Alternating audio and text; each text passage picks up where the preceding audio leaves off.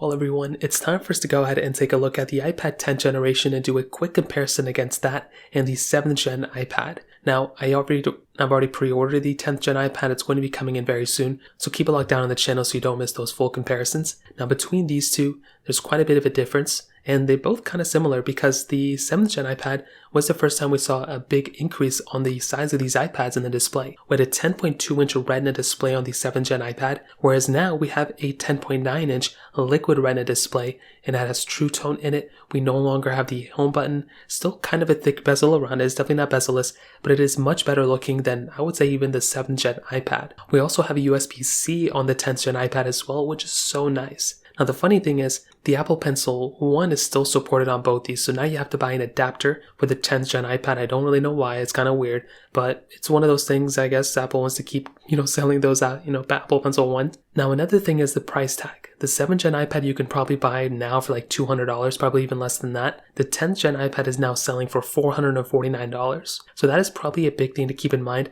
If you're wanting, I guess, the, cheaper iPad, the 7th gen iPad is definitely going to be the better one there. Now the chipset inside is also a massive difference. The iPad 7th gen had that Apple A10 Fusion chip inside, where now with the iPad, 10th gen, we had the A14 Bionic. Now the thing here is that the iPhone 7 chipset is pretty much the same thing as the iPad 7, whereas now on the iPad 10, we have the same chipset pretty much as the iPhone 12. So that's a pretty big difference as well. Now with the cameras, it's also a massive difference. We're now getting a 12 megapixel wide and a 12 megapixel front facing camera on the iPad 12. On the iPad 10, that is substantially better than the 8 megapixel back and 1.2 megapixel front facing camera on the iPad 7. So personally, I think that is a massive improvement as well. We're getting Touch ID on both. We're now getting 5G support on the iPad 10. They both work with standard, smart keyboards, but they are a little bit different on both as well. And I will definitely tell you from my experience, the iPad 10 is definitely going to be a massive upgrade from the iPad 7. But do keep in mind that the price tag